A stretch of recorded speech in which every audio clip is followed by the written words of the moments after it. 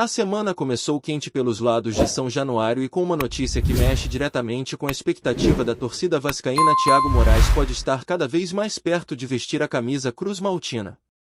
O atacante, que pertence ao Lille da França e esteve emprestado ao Rio Ave de Portugal na última temporada, tem o nome avaliado internamente como uma das prioridades para reforçar o setor ofensivo.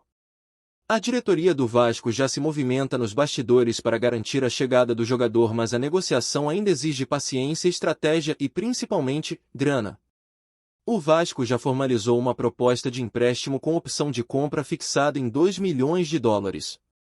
Só que tem um detalhe importante: o Lille já recusou recentemente uma oferta semelhante vinda do próprio Rio Ave e deixou claro que só aceita liberar o jogador em definitivo por 4 milhões de euros. Ou seja, tem jogo duro pela frente. Apesar disso, uma reviravolta pode favorecer o Vasco. O clube francês acaba de anunciar a contratação de Félix Correia, um ponta que também atua pelo lado esquerdo do ataque, mesma função de Thiago Moraes. Isso pode indicar que o caminho está ficando mais livre para o atacante deixar a França. Se o Lille não vai aproveitá-lo, um empréstimo com opção de compra pode se tornar viável, principalmente se o Vasco conseguir fazer caixa para bancar a operação. E é exatamente aí que entra uma outra frente importante que vem sendo trabalhada pela diretoria cruz-maltina. O clube recorreu à Justiça do Rio de Janeiro para antecipar valores que ainda tem a receber por duas negociações realizadas nos últimos anos: a venda do zagueiro Clayton ao Rio Ave e do volante Orejuela ao Cincinnati dos Estados Unidos. Juntas, essas parcelas podem render cerca de 21 milhões de reais ao clube carioca. Dinheiro que pode ser decisivo para garantir não só a chegada de Thiago Moraes, mas também de outros reforços nesta janela de transferências.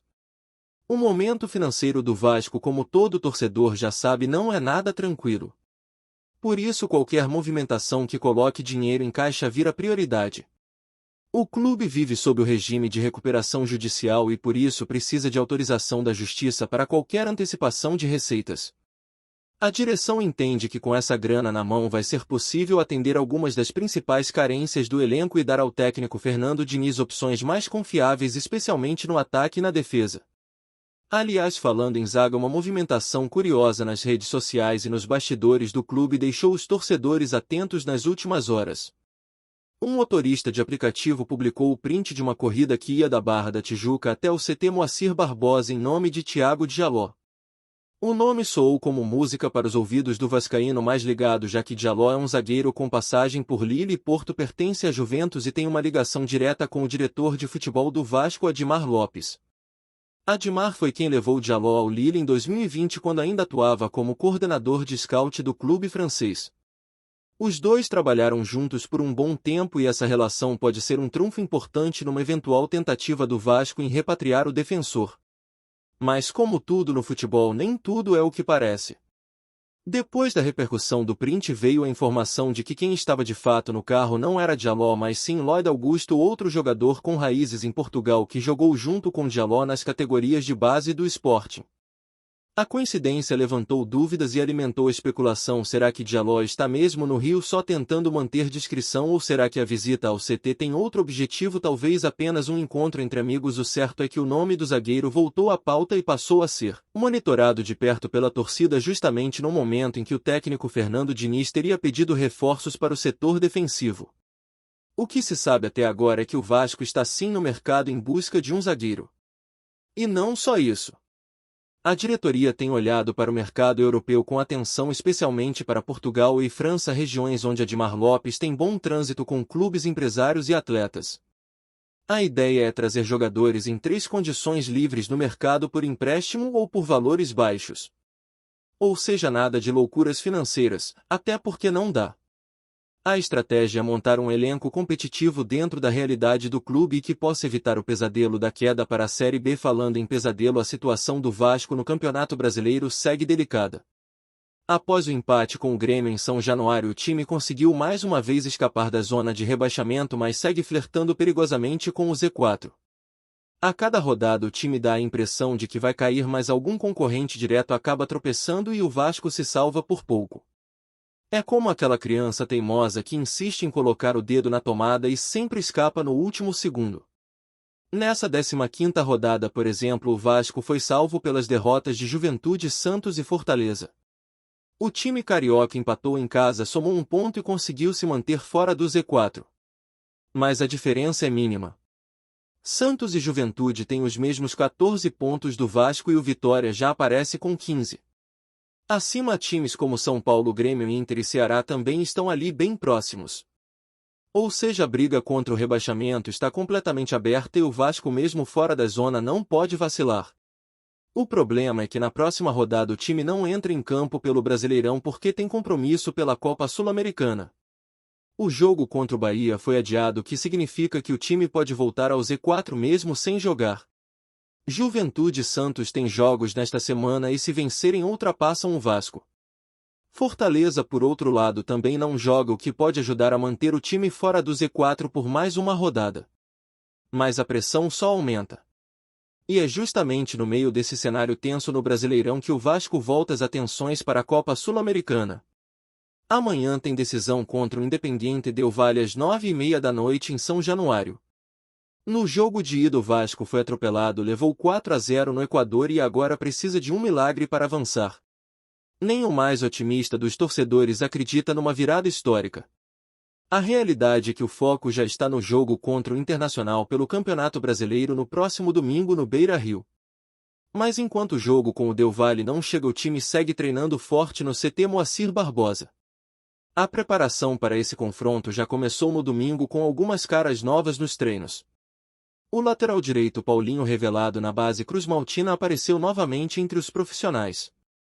Ele havia sido emprestado ao Volta Redonda, mas o empréstimo foi cancelado e ele agora passa a ser observado mais de perto por Fernando Diniz. Outro nome que chamou a atenção foi o do meia Juninho, camisa 10 do Sub-20, e também do atacante Bruno Lopes. Esses jovens foram chamados para completar os treinos enquanto os titulares, desgastados pelo jogo contra o Grêmio, realizavam atividades regenerativas. Isso, claro, não significa que todos eles serão aproveitados de imediato, mas mostra que o técnico Fernando Diniz está atento às opções da base. E talvez ele precise mesmo olhar com mais carinho para a molecada, principalmente por causa da lesão do atacante GB. O jogador ficou de fora da partida contra o Grêmio e passou por exames que confirmaram uma lesão muscular na coxa esquerda. A previsão inicial é de que ele fique fora de ação por até 4 semanas, o que representa uma baixa significativa num momento crucial da temporada. GB vinha crescendo, conquistando espaço e ganhando confiança do técnico. Foi titular na partida de ida contra o Del Valle, mas teve que ser substituído ainda no primeiro tempo após a expulsão de Lucas Piton. Para o jogo contra o Grêmio nem foi relacionado e agora, com a lesão confirmada, está fora dos próximos compromissos.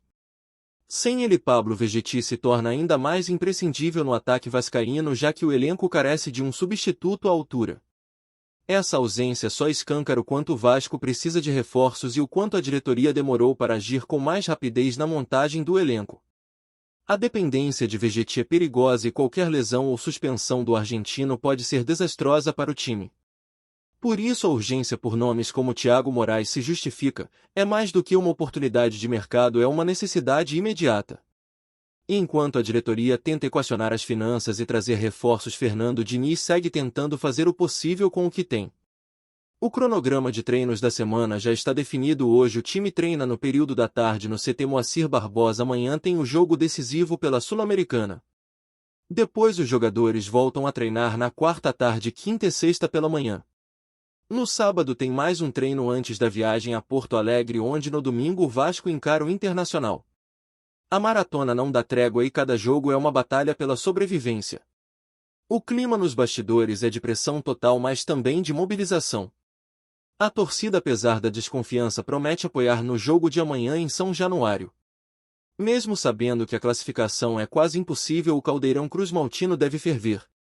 E é nesse ambiente que o time precisa encontrar forças para reagir e, quem sabe, reencontrar o caminho das vitórias. O momento é crítico, mas também pode ser decisivo.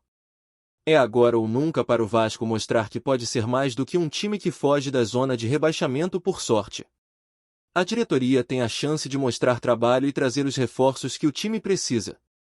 Thiago Moraes pode ser o primeiro de uma série de nomes que ajudem o Vasco a respirar no segundo semestre.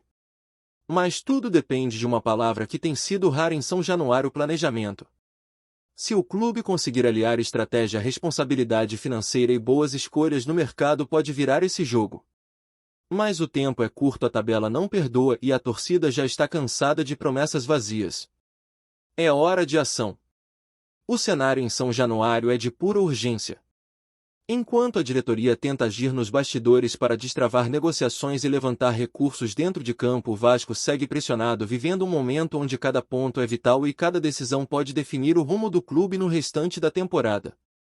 Com a 16ª rodada do Campeonato Brasileiro se aproximando e o time cruzmaltino tendo jogo contra o Bahia adiado por conta do compromisso na Copa Sul-Americana, a matemática da tabela pode voltar a pesar negativamente.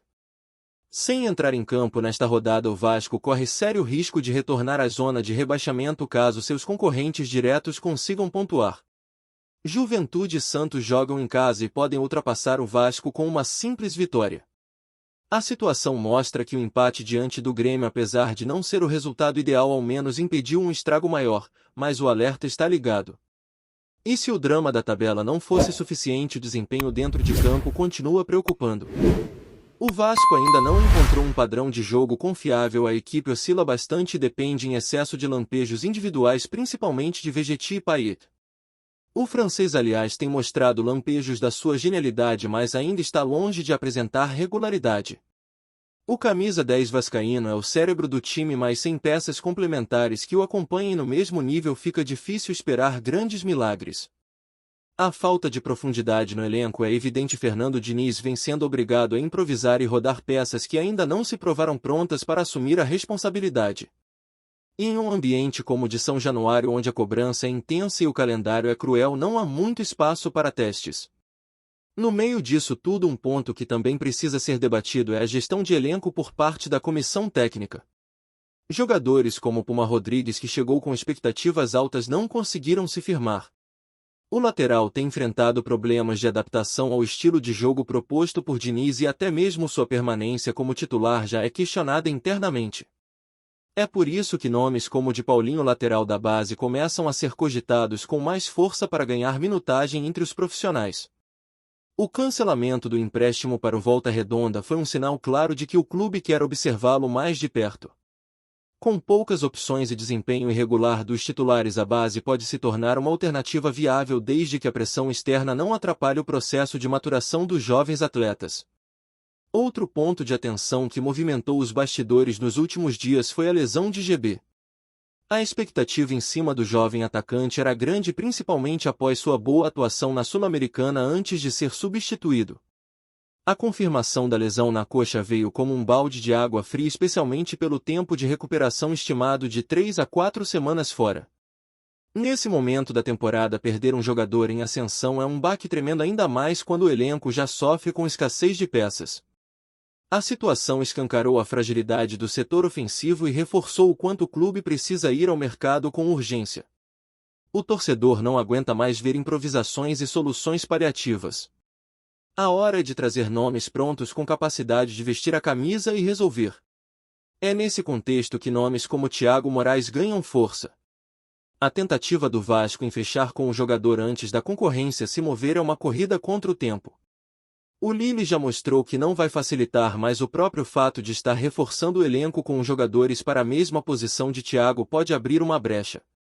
A grande dificuldade, como sempre, é transformar o interesse em uma proposta concreta e viável dentro das limitações financeiras do clube. E por isso o pedido feito à Justiça do Rio de Janeiro para antecipar as receitas de vendas passadas se torna fundamental. A diretoria entende que sem esse dinheiro será impossível competir por jogadores que já despertam o interesse de outros clubes. O mercado não espera e o Vasco precisa acelerar suas ações se quiser mudar o rumo da temporada. Enquanto isso, o treinador Fernando Diniz tenta manter o elenco focado nos compromissos imediatos. O jogo contra o Del Valle, apesar do placar desfavorável na ida, é tratado internamente como um desafio moral. O grupo sabe que a classificação é improvável, mas também sabe que uma boa apresentação diante da torcida pode ter efeito simbólico importante. A ideia é resgatar a confiança do elenco e mostrar que o time, apesar das dificuldades, ainda tem força para reagir. Diniz, que já enfrentou altos e baixos desde que chegou ao clube, sabe que sua permanência está diretamente atrelada aos resultados das próximas semanas. Ele é respaldado pela diretoria, mas entende que em um clube como o Vasco pressão e cobrança são constantes. O que ele pede é tempo, mas o tempo está cada vez mais escasso. Nos treinos, a comissão técnica tem trabalhado com foco na recomposição defensiva e na eficiência do ataque. Uma das maiores críticas ao time tem sido a fragilidade na transição defensiva. O Vasco sofre com contra-ataques, perde muitas bolas no meio de campo e ainda tem dificuldade para manter a posse com qualidade. A ausência de um primeiro volante de imposição que saiba proteger a zaga e organizar a saída de bola é sentida em todos os jogos. Por isso, além de um atacante e um zagueiro, o clube também monitora o mercado em busca de um meio-campista com essas características. O problema, mais uma vez, é o custo. A maioria dos jogadores disponíveis nessa função já está valorizada ou atua em mercados com salários elevados como o mexicano ou o árabe. O desafio é encontrar alguém disponível, bom e barato. Diante de tantas incertezas, a torcida vascaína segue dividida entre a esperança e o receio. Os mais otimistas acreditam que com 2 ou 3 reforços pontuais o time pode reagir e escapar com tranquilidade da parte de baixo da tabela. Já os mais céticos apontam que o planejamento da temporada foi equivocado desde o início, que as contratações feitas não deram retorno e que o clube está pagando caro por erros administrativos e decisões mal calculadas. Há quem critique a 777 Partners, empresa que comanda o futebol vascaíno, pela demora em tomar decisões e pela pouca transparência em relação aos investimentos. A verdade é que, com o time ameaçado, as cobranças se intensificam e a paciência da arquibancada começa a se esgotar. Apesar do clima de tensão, ainda há tempo para virar a chave. O campeonato está no meio e a tabela ainda reserva confrontos diretos com concorrentes na briga contra o rebaixamento. O jogo contra o Internacional, por exemplo, pode ser um divisor de águas. O Vasco precisa mostrar que é capaz de competir fora de casa, enfrentar adversários diretos e pontuar mesmo em condições adversas. Para isso, Diniz conta com seus pilares técnicos e emocionais. Payet, Vegetilhão, Maicon e Medel são os líderes dentro de campo e terão papel fundamental nessa travessia. Medel, inclusive, é uma das poucas certezas defensivas que o time tem. A liderança do chileno e sua postura em campo são pontos que vêm sendo exaltados internamente. Ele é um dos jogadores que não se escondem mesmo nos momentos difíceis. A expectativa da comissão técnica é que, com a chegada de reforços e o retorno de jogadores lesionados como o GB, o time possa ganhar mais corpo e apresentar um futebol mais competitivo. A volta de peças importantes também pode desafogar atletas que estão sendo sobrecarregados.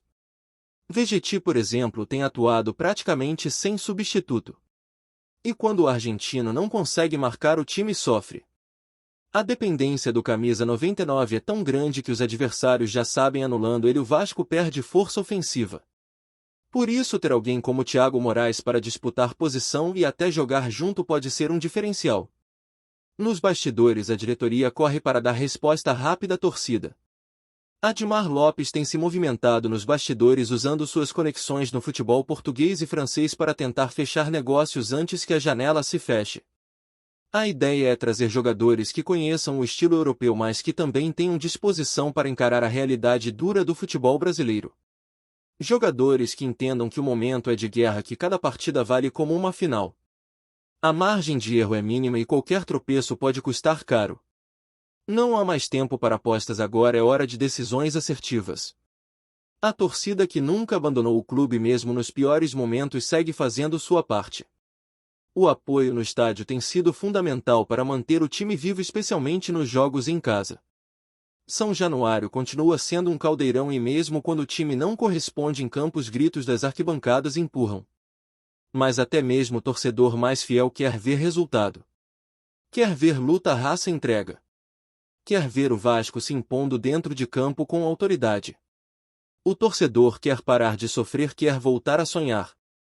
O futuro do Vasco nesta temporada passa obrigatoriamente pelas decisões que serão tomadas nesta semana. A negociação com Thiago Moraes pode ser o ponto de partida de uma reformulação mais ampla. Se conseguir antecipar as receitas previstas, o clube terá margem para agir e reforçar as posições mais carentes. Mas se a diretoria não conseguir executar seu plano financeiro, o cenário fica ainda mais nebuloso. A eliminação da Sul-Americana pode se concretizar nesta terça, mas o principal campeonato do ano ainda é o Brasileirão. E se não houver reação imediata, o fantasma da Série B vai voltar a rondar São Januário. É hora de ação. Hora de coragem. Hora de colocar em prática tudo o que foi prometido desde o início da temporada. O torcedor cansou de ouvir que o clube tem projeto. O que ele quer agora é ver o resultado. E esse resultado precisa começar a aparecer dentro de campo com vitórias, com desempenho, com atitude. Porque o Vasco é gigante. Mas precisa provar isso a cada rodada, a cada bola dividida, a cada lance. O tempo está passando e a hora de mudar o destino é agora. Antes de continuarmos, já te convidamos para se inscrever no canal Colina News e deixar seu like, assim você fica por dentro de todas as novidades do Vascão de forma exclusiva. Bora continuar. O futebol sul-americano pode estar prestes a ganhar mais um daqueles capítulos imprevisíveis que só a Conmebol é capaz de proporcionar.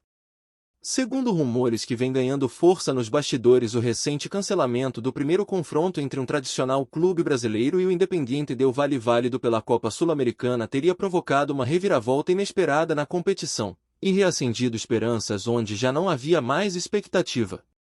Fontes ligadas à organização do torneio confirmaram que a entidade sul-americana comunicou oficialmente o cancelamento da partida, surpreendendo dirigentes, jogadores e torcedores. Embora os motivos exatos ainda não tenham sido divulgados de forma clara, especula-se que questões logísticas e administrativas tenham pesado na decisão.